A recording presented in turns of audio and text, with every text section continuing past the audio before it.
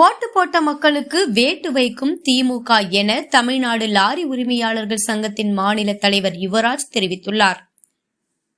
லாரிகளை வாடகைக்கு எடுத்து மாதம் வாடகைக்கு தருவதாக விஸ் லாஜிஸ்டிக்ஸ் பிரைவேட் லிமிடெட் நிறுவனத்தை நடத்தி வரும் ராம்குமார் ராமச்சந்திரன், ராம்குமார் கோவிந்தராஜ் ஆகியோரின் கூட்டு சதி செய்து லாரிகளை வாடகைக்கு எடுத்து வாடகை தராமல் மோசடி செய்து சுமார் 2.5 கோடி ரூபாய் வாடகை பாக்கி தர மறுக்கும் இந்த நிறுவனத்தின் மீது சென்னை காவல்துறை ஆணையரிடமும், மயிலாப்பூர் காவல்துறை துணை ஆணையரிடமும் மற்றும் நாமக்கல் மாவட்ட கண்காணிப்பாளர் அவர்களிடமும் புகார் அளிக்கப்பட்டுள்ளது. ஆனால் இதுவரையில் அவர்கள் மீது எந்த ஒரு நடவடிக்கையும் எடுக்கப்படவில்லை.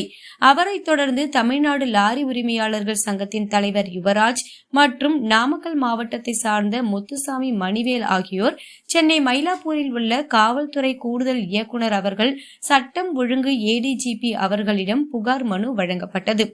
அதனைத் தொடர்ந்து செய்தியாளரை சந்தித்த தமிழ்நாடு மணல் லாரி உரிமையாளர்கள் சங்கத்தின் தலைவர் யுவராஜ் அவர்கள் கூறுகையில், விஸ் லாஜிஸ்டிக்ஸ் பிரைவேட் லிமிடெட் என்ற நிறுவனம் நாமக்கல் மாவட்டத்தில் லாரிகள் வாடகைக்கு எடுத்து வாடகை பணம் தராத காரணத்தால் புகார் அளித்தும் மிரட்டும் போக்கில் செயல்பட்டு வருவதாக DGP அலுவலகத்தில் புகார் மனு அளிக்கப்பட்டது.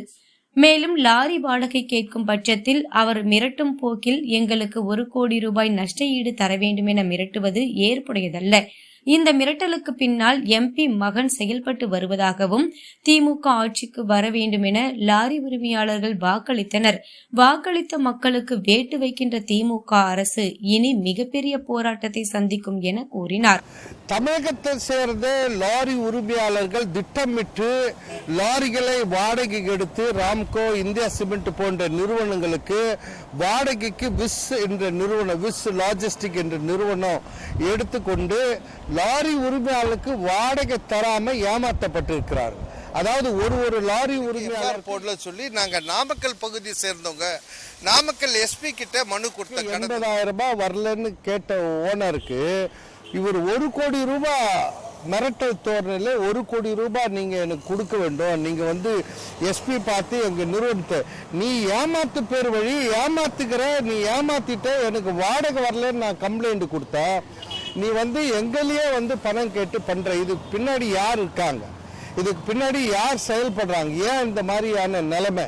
ஆகவே இதை எதிர்த்து நாமக்கல்ல FIR போடாது இருக்கிறதுனால இப்போ DGP office ADGP mister Davidson law and order பார்த்து இது மாதிரி எங்களை மிரட்டப்படுகிறார்கள், வாடகை பாக்கி தரவில்லை, இது வரைக்கும் சென்னையிலே FIR போடல, நாமக்கல்லும் போடல, நீங்க இதுல தலையிட்டு அவர்கள் மீது FIR போட்டு இந்த வாடகை பாக்கிய வசூல் செய்து தரணும்னு இன்னைக்கு நான் மனு கொடுத்துருக்கேன்.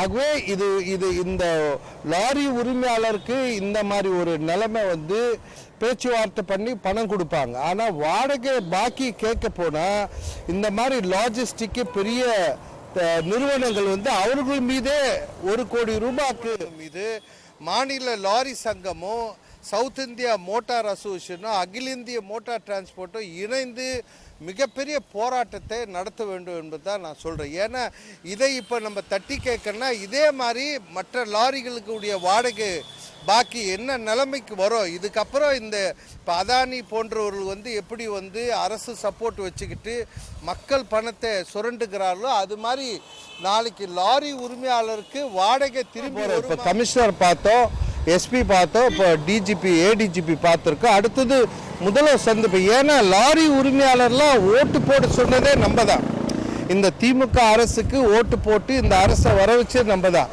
ஆனால் ஒரு திமுக சார்ந்த ஒரு MPயே இது பின்புலமாக இருந்து செயல்படுறாருன்னா அவருடைய மகன் எல்லாம் செயல்பட்டு எங்கேயுமே கேஸ் போட விடாமல் பணம் கொடுக்க முடியாமல் இது மாதிரி பண்ணுறாங்கன்னா அப்போ நாங்கள் இதை முதல்வருக்கு பார்வைக்கு எடுத்துகிட்டு போவோம்.